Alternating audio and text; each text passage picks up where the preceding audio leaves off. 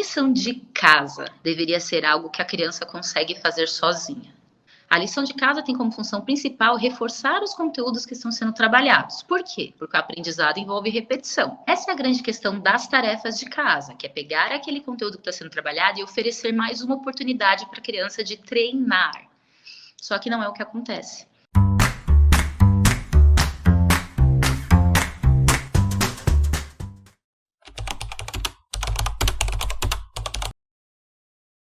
Oi, gente, boa noite. Estou aqui com a Thalita Pazeto. Fala um pouco de você, se apresenta para o pessoal que não te conhece. Então, prazer, muito obrigada pelo convite. Sou pedagoga, eu sou psicopedagoga e tenho mestrado e doutorado em distúrbios do desenvolvimento. E toda a minha área de pesquisa é foco em habilidades que influenciam a alfabetização. Então, como podemos estimular, desde a educação infantil, aquelas habilidades que vão influenciar a alfabetização a partir do ensino fundamental. Minha filha tem 6 anos e acha as tarefas escolares chatas. E a gente tem isso. O Eric, ele tem muita resistência a fazer o dever de casa. Mas é ao ponto da gente falar a palavra homework e ele entrar em crise. Chegou num nível que a gente não consegue mais. A gente negocia, a gente tenta estimular. Nem pelo tablet mais ele está querendo fazer. Ele chora, pede pelo tablet, a gente fala, não, você sabe a regra, tablet é só depois do banho e do dever de casa. Não tem exceção. Não tem jeito de fazer ele gostar das tarefas. As de matemática ele até gosta, mas qualquer coisa que envolva escrita, principalmente redação, que ele está começando a aprender a fazer redação, ele tem níveis muito grandes. O que é possível a gente fazer para melhorar isso? No caso do Eric, eu tenho talvez uma suposição do que aconteça, que é parecido com o Ben, tá? E depois eu falo da pergunta dela. O que eu percebo é o seguinte, o Ben tem facilidade em muitas coisas. Então, muitas coisas que para nós são difíceis, eu percebo que ele faz, às vezes, de uma forma impressionante. Só que ele tem muita clareza daquilo que ele tem dificuldade, que é escrever, desenhar, pintar. Então, desde muito pequeno, qualquer tarefa que envolvia isso, ele empurrava para minha mão. Antes de falar, ele puxava a minha mão. Então, por exemplo, se ele tem que escrever, ele começa e é tipo um trabalho, porque ele lê, só que para ele escrever uma palavra, é como se ele gastasse muita energia. Por quê? Porque é algo que é difícil para ele. Então, como aquilo é difícil, eu evito. Nós adultos evitamos aquilo que é difícil pra gente, certo? Ninguém aqui gosta de algo que a gente não tem facilidade ou dificuldade e ficar ali batendo na nossa cara. Não, a gente evita. Eu brinco assim, se você não sabe cozinhar e a família vai fazer um almoço, você não fala, eu levo feijão. Você fala o quê? Eu levo sorvete. Eu levo refrigerante. Por quê? Você sabe que ali a cozinha é algo que é difícil para você. Então, nós adultos evitamos. Essa é a grande verdade. A criança, quando ela está em situação escolar e ela tem dificuldade, ela não consegue evitar aquela dificuldade. Então, quando a gente pega uma criança que tem dificuldade em leitura e escrita, ela está todo dia sendo exigida daquela dificuldade. Todos os dias. E aí, como que ela evita isso? Com questões comportamentais. Então, eu vou me recusar, eu choro, eu começo a ter comportamentos agressivos, eu começo a ter os recursos que eu tenho disponíveis para evitar aquela situação. Porque é tipo assim, não vai evitar, você tem que fazer. Na minha opinião, ele está evitando porque é algo que ele não é tão bom quanto as outras coisas. Por isso, essa grande dificuldade. Agora, lição de casa. A lição de casa deveria ser algo que a criança consegue fazer sozinha. Lições de casa altamente elaboradas, que mal a família entendem o que tem que fazer, já está caindo por terra. Não é assim, não é para isso que serve a lição de casa. A lição de casa tem como função principal reforçar os conteúdos que estão sendo trabalhados. Por quê? Porque o aprendizado envolve repetição. Goste ou não, é assim que nós aprendemos as coisas. Quanto mais oportunidades a gente dá de ter contato com aquela situação, com aquele conhecimento, com aquela informação, maior a chance de nós jogarmos isso para a nossa memória de longo prazo, ou seja, de nós aprendermos. Então, essa é a grande questão das tarefas de casa, que é pegar aquele conteúdo que está sendo trabalhado e oferecer mais uma oportunidade para a criança de treinar. Só que não é o que acontece. As tarefas de casa, às vezes, vêm tarefas muito difíceis, que as crianças não têm habilidade para fazer, E aí os pais que não são formados na área da educação, não tem didática, não tem os recursos, e eu com meu filho também não tenho, tá, gente? Só para deixar claro, tá? Eu só tenho com o filho dos outros. Com o meu, nada disso funciona. Aí acaba se tornando uma situação muito aversiva, porque eu quero que a criança faça, mas a criança não consegue fazer, e aí ela fica irritada, e aí ela começa a evitar, só que ela evita, no outro dia tem de novo, e no outro dia tem de novo, e no outro dia tem de novo. Então, aqui vale uma conversa com a escola. Chegar e falar, olha, as tarefas que estão vindo para casa estão muito difíceis. Então, por exemplo, a criança não está conseguindo fazer sozinha. É só o meu filho que está com essa dificuldade ou é algo mais geral? Então, por exemplo, isso aqui que está vindo para casa, ele já teve isso em sala? Porque é uma cultura, pelo menos aqui no Brasil, né? A lição de casa é terrível nesse sentido, né? Não é algo que vem para reforçar. E sim, habilidades muito difíceis da criança trabalhar. Então, às vezes, com o Eric, eu ia fazer o mesmo trabalho que eu falo com o Bento. Assim, eu sei que você não gosta de escrever, mas a gente precisa fazer esse daqui. Então, eu vou te ajudar e a gente vai fazer. E, às vezes, demora muito mais do que o esperado. Então, assim, é claro, por exemplo, isso aqui tá difícil para você? Realmente. Eu falo, nossa, tem coisas que eu também... É muito difícil para a mamãe. Para mim é muito difícil fazer tal coisa. Quando eu tenho que fazer, eu também fico, às vezes, chateada, falo, eu não quero fazer. Mas às vezes a gente precisa fazer. Então, nem tudo que a gente faz vai ser algo que a gente é muito bom. Ou algo que é muito fácil. Às vezes tem coisas que vão ser mais difíceis, que a gente vai precisar de um pouquinho mais de trabalho. É um trabalho de formiguinha. Acho que todo mundo, até os avós, cada um já tentou conversar com ele, já tentou explicar, já tentou estimular. E ele reclama muito que leva muito tempo, então ele tem noção de que demora muito, ele perde muito tempo, ele reclama que leva muito tempo. Ele não fala, não é difícil, eu não gosto, leva muito tempo. Sim. E engraçado que ele gosta de escrever quando ele está escrevendo as coisas dele. Quando ele está brincando, escrevendo os nomes dos países, escrevendo qualquer coisa que ele queira, ele escreve bastantes frases nos papéis, para dar pra gente quando ele não está conseguindo se expressar verbalmente. Aí ele escreve garrancho, do jeito que ele escreve e sai rápido. Mas na hora do dever de casa, não basta que faça ele fazer aquele dever de casa. Às vezes tem algumas estratégias de manejo de tempo, né? Então, eu não sei qual é a percepção de tempo que o Eric tem, mas normalmente crianças menores, elas não têm muita noção disso de tempo.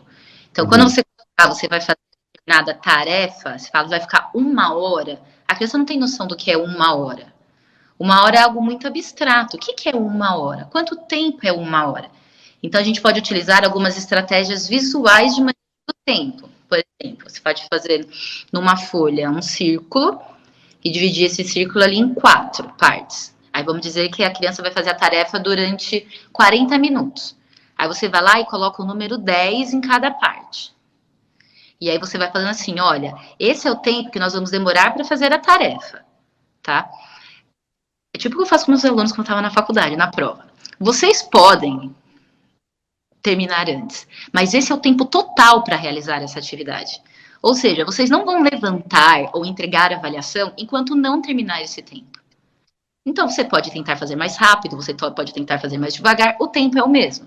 Então, como que a gente vai fazendo com a criança? Você tem 40 minutos, passou os primeiros 10 minutos, a gente vai lá e pinta. Né? Passou mais 10 minutos, eu vou lá e pinto a outra parte. Então, com isso, a criança vai tendo um controle visual daquele tempo. Então, ela sabe, tipo assim, nossa, já foi metade. Ou, por exemplo, agora já foi quase tudo. Né? Ou só falta um pedacinho e eu só fiz isso daqui, ainda tem um monte para fazer. Então, porque é uma reclamação muito recorrente, do tipo, a criança tem meia hora para escrever uma linha, de repente tem que correr com ela para fazer todo o restante. Então, essa é uma estratégia que chama de estratégia de autorregulação. Então, você vai ensinando a criança a ter o controle do tempo. Qual que é o desafio? Você tem que usar todas as vezes que você for trabalhar com o tempo.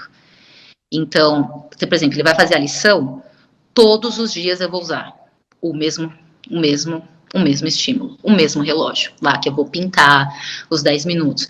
Por quê? Por causa do efeito do aprendizado. Para eu desenvolver essas habilidades, eu preciso treinar essas habilidades. Então, se eu trabalho com isso hoje, daqui 1 semana eu uso de novo, não é eficaz para a criança. Então, é aquele tipo de estratégia que você pode utilizar o tempo inteiro. Talvez tendo algo bem visual ajude nessa regulação interna. Então, é como se você estivesse utilizando um mediador externo, que é a folha, com o que você está pintando, para a criança controlar uma situação interna. Então, só uma dica para controle do tempo aí. Depois, se der certo, me fala. Vou contar, porque eu vou fazer, já amanhã mesmo eu já vou fazer. E vamos, sabe? Então, assim, timer, tá? Você pode dividir em mais, você pode fazer redondo, você pode fazer como a criança, como você quiser. Então, se você você faz na lousa, em casa também, só pegar uma folha e fazer. Então, você pode começar até com 20 minutos, com 10 minutos, 4 pedacinhos de 2 minutos e meio. Depois, você pode ir aumentando gradativamente. Criança com tempo de concentração bem pequeno, o que fazer para estimular? Qual idade? Então, sempre pensem qual é a idade da criança que eu estou falando que o tempo de concentração é pequeno. Por quê? Porque criança pequena, o tempo de concentração é pequeno, tá? O tempo de concentração vai aumentando conforme a criança vai crescendo. Então, uma criança de 3 anos tem um tempo bem pequenininho, de 4 anos vai ficando um pouquinho maior, de 5 anos mais, de 6 anos mais, de 7 anos mais.